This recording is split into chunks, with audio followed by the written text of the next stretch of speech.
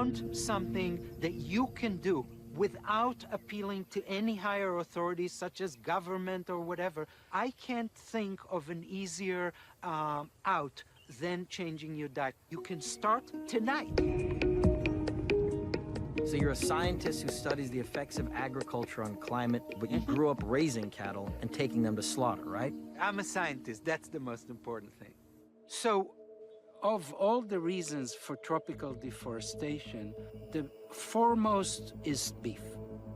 And beef is one of the most inefficient uses of resources on the planet. In the US, 47% of land is used for food production. And of that, the lion's share is just to grow feed for cattle. The things that we actually eat, like fruit, vegetable, nuts, it's a percent. Most importantly, cows produce methane, and methane is a powerful greenhouse gas.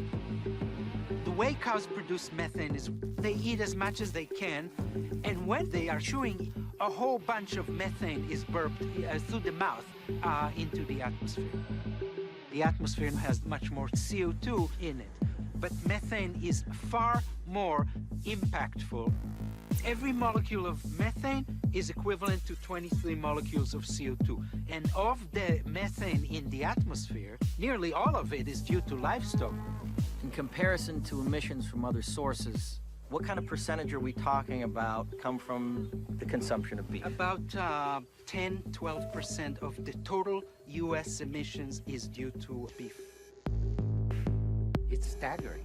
But it's very easy to envision a dietary shift, even as minor as switching, let's say, from beef to an alternative, let's say even chicken. The chicken will require 20% of the land and 10% of the greenhouse gas emissions.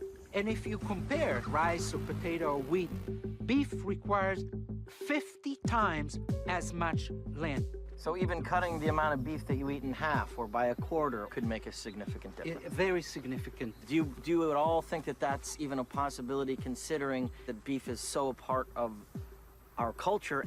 Maybe not everybody's ready to eat tofu, 24/7. I get that. But even if you just have to have some flesh between your teeth, if you switch to chicken, you will have eliminated 80% of what you emit, depending on where you're coming from. Let's face it, it's fairly easy to switch your diet from one choice to another.